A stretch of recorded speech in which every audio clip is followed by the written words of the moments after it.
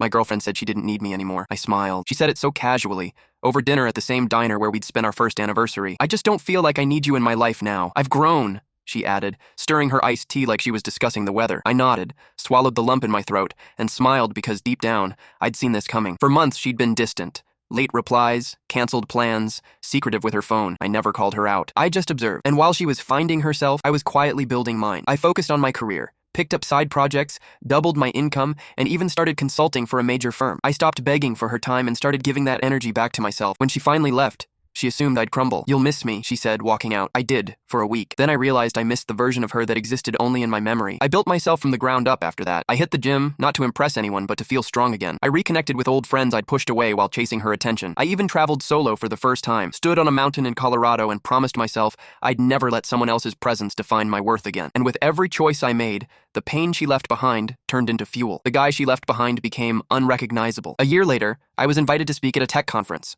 Front page, keynote speaker, the youngest in the company's history. After the event, I saw her in the crowd, clapping awkwardly, almost hiding behind the people around her. She came up, voice trembling. You've changed. I didn't think you'd be this successful. She tried to laugh, tried to sound casual, but I could hear the regret buried in her words. I looked her dead in the eye and said, "You were right. I don't need you either." Then I smiled again, just like I did the day she left. This time it wasn't to hide the pain. It was because I finally understood losing her wasn't the end of me. It was the start of everything.